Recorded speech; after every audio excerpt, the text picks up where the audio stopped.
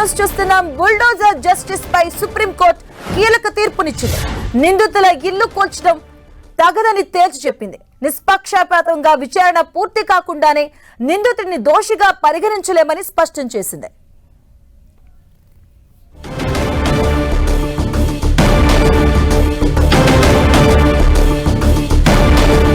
ఇక బుల్డోజర్ తో న్యాయం చేయలేమంటూ కూడా సుప్రీంకోర్టు కీలక వ్యాఖ్యలు చేసింది. దానికి సంబంధించి బ్రేకింగ్ న్యూస్ చూస్తూ ఉన్నాం. చట్టాన్ని నిబంధనలు అతిక్రమించినటువంటి ఇళ్లను కూల్చితే ఆ కుటుంబ సభ్యులకు నష్టపరిహారం చెల్లించాల్సిందే అంటూ కూడా సుప్రీంకోర్టు కీలక తీర్పునిచ్చింది. బుల్డోజర్ జస్టిస్ పై సుప్రీంకోర్టు కీలక తీర్పుకు ఇచ్చింది. దానికి సంబంధించి బ్రేకింగ్ న్యూస్ చూస్తున్నాం. బుల్డోజర్ జస్టిస్ పై సుప్రీంకోర్టు కీలక తీర్పునిచ్చింది. నిందితుల ఇల్లు కూల్చడం తగదని తేల్చి చెప్పింది.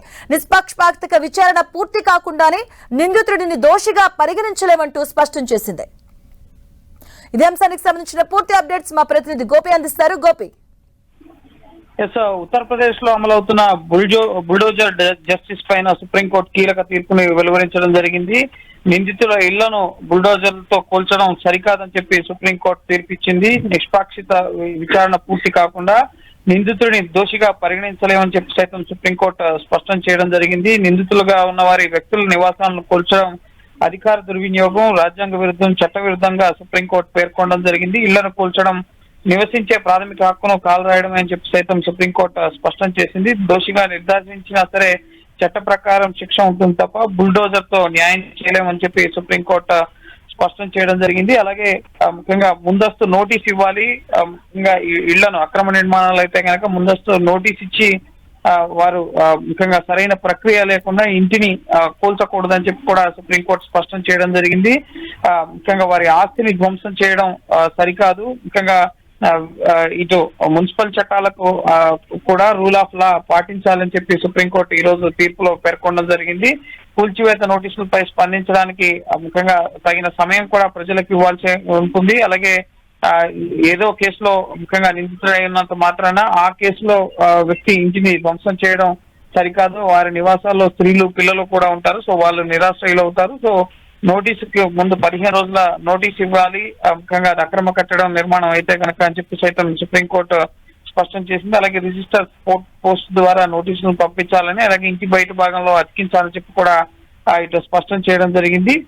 చట్ట విరుద్ధంగా ఇటు ఇళ్లను కూల్చివేస్తే కనుక ముఖ్యంగా అది సరికాదన్న విషయాన్ని కూడా ఈ రోజు సుప్రీంకోర్టు స్పష్టం చేయడం జరిగింది. పూర్తిగా కూల్చివేతలను వీడియో తీయాలి అన్న విషయాలను కూడా ఈ రోజు సుప్రీంకోర్టు ఆదేశాల్లో పేర్కొనడం జరిగింది. అలాగే ఇటు ఇళ్లను కూల్చివేయడం, బుల్డోజర్లతో ఇళ్లను కూల్చివేయడం ద్వారా బుల్డోజర్ జస్టిస్ అది సరికాదు.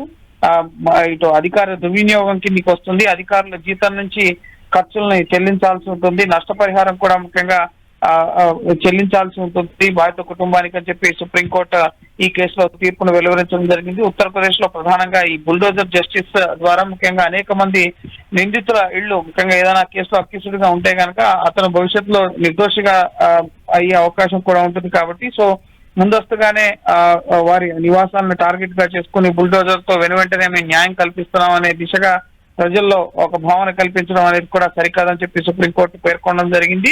పూర్తిగా నిందితుల ఇంటిని కూల్చివేయడం రాజ్యాంగ విరుద్ధం. వారి కుటుంబ సభ్యులు నిరాశ్రయులు అవుతారు. ఆ విధంగా చేస్తే కనుక ముఖ్యంగా ఆ కుటుంబానికి నష్టపరిహారం కూడా చెల్లించాల్సి ఉంటుందని చెప్పి ఈ రోజు సుప్రీంకోర్టు తీర్పు ఇవ్వడం జరిగింది. అంటే గోపి, ఇలాంటి సంఘటనలే మనం హైదరాబాద్ లో కూడా చూస్తున్నాం. హైడ్రా పేరుతో ఇళ్లను కూల్చివేతలు కూడా మనం గమనిస్తూ ఉన్నాం. దీనికి సంబంధించి ఏమైనా ప్రస్తావన రావడం జరిగిందా? ముఖ్యంగా ఈ తీర్పు ప్రధానంగా ఉత్తరప్రదేశ్ కి సంబంధించిన కేసులకు సంబంధించి వెలువరించడం జరిగింది. అయితే నిందితుల ఇళ్లకు కూల్చివేత ముఖ్యంగా అక్రమ నిర్మాణాలకు సంబంధించి ముందస్తు నోటీస్ ఇవ్వాల్సి ఉంటుంది. 15 రోజుల ముందే నోటీస్ ఇవ్వాల్సి ఉంటుంది. అలాగే వారి ఇంటికి రిజిస్టర్ పోస్ట్ ద్వారా పంపించాల్సి ఉంటుంది. ఇంటికి కూడా అంటించాల్సి ఉంటుంది. కనీసం సమయం ఇవ్వకుండా ఇటు హైడ్రా విషయంలో, మూసి ప్రక్షాళన విషయంలో కానీ ఇళ్లను వెనువెంటనే ఖాళీ చేయాలి, కూల్చివేస్తామంటే కనుక బాధితులకు నష్టపరిహారం ఇవ్వాల్సి ఉంటుందని చెప్పి కూడా ఈరోజు సుప్రీంకోర్టు తీర్పులో పేర్కొనడం జరిగింది. కాబట్టి ఖచ్చితంగా ఇది హైడ్రా విషయంలో కూడా వర్తిస్తుంది. కానీ బాధితులకు ఎవరైతే అక్రమ కట్టడాలు, అక్రమ నిర్మాణాల్లో నివాసం ఉంటున్నారో సో వారికి ముందస్తు సమాచారం, ముందస్తు నోటీస్ అయితే ఖచ్చితంగా అధికారులు ఇవ్వాల్సి ఉంటుంది. Thank you Gopi.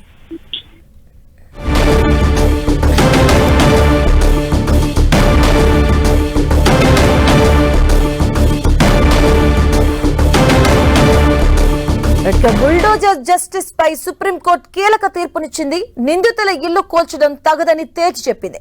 నిష్పాక్షిక విచారణ పూర్తి కాకుండానే నిందితుడిని దోషిగా పరిగణించలేమని స్పష్టం చేసింది సుప్రీంకోర్టు.